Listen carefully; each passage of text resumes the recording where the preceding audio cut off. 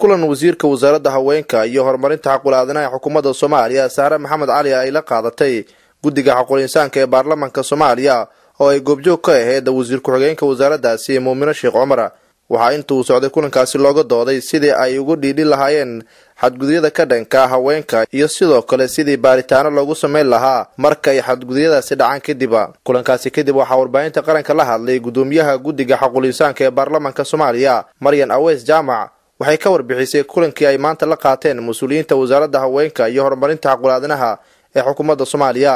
arrimaha kale oo aan ka wada hadlno waxa kamid ah dabagalka warbixintii dhibaatadii kufsiga ka dhacay xarumaha amisoomta ciidamada amisoomta noo fadhiya oo xukuumadda ay ballan qaaday in ay warbixin kama dambaysa ay ka keeni doonto inaan wasiiradii aan xusuusinay si marka shacabka Soomaaliyeed ay uga helaan jawaab waafi ah dhibaatadii meesha ka dhacday sida wax looga qabtay iyo sida wax u dhaceen sida marka ay dhibaatadaasi markale ay u soo noqon lahayn runtii dhibaatadaas dhibaato xanuun badan waaye in la siyaasadeeyana anaga ma rabno laakiin waxaan rabnaa in dhabta laga hadlo oo wixii sidee wax u dhaceen loo sheego sababta shacabka Soomaaliyeed dhibaato ku filan ayay soo martay haddana in dhibaatooyin agagaaraheen inay kula dhacaan oo dawladii talaabo ay qaadi weyso wax laga xumaado marka waa mid aan arin aan ku faraxsanahay in wasiirka uu ballan qaaday arintaas in dabagal ee ku sameyn doonto xukuumadda doorkii kaga aadanaana ay ka soo dhalaali doonto wasiirka wasaaradda haweenka iyo horumarinta xuquuqul ee xukuumadda federaalka Soomaaliya Sahra Maxamed Cali Samatar ayaa warbaahinta qaranka u sheegtay in wasaaradda haweenka iyo xuquuqul ay dabagal ku sameyn doonto eedeymaha la xiriira in kufsi laga geystay saldhigyada ay maamulaan ciidamada Amisom laakiin insha Allah waxaan ballan qaadayaa hadeer in baaritaankii inaan dabagalo oo aan soo saaro gunaanudkiisi waxaan rajaynayaana maxaan ku yiraahdaa si xaq ah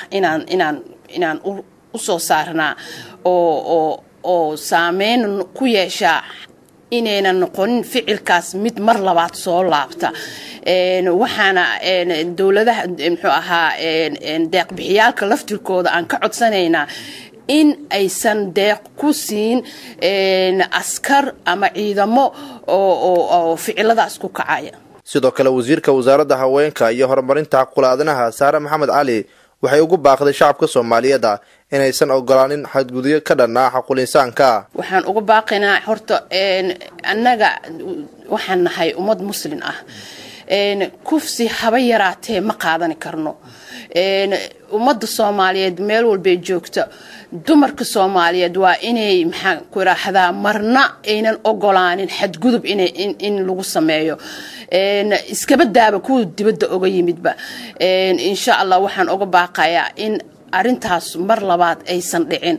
annagana aanan qaadanin haddaan nahay ummad Soomaaliyeed oo islaam ah wasaaradda haweenka iyo horumarinta xuquuqul ee xukuumadda Soomaaliya ayaa dhawaan waxay soo saartay sharciga ka hortagga xadgudubyada ka dhanka haweenka kaasoo ay sheegtay in la horgeyn doono golaha xukuumadda iyo golaha baarlamaanka si sharcigaas uu noqdo mid dhaqan gala Nuur Saciid Taaliil raadiyo telefishinka qaranka Soomaaliyeed magaalada Muqdisho.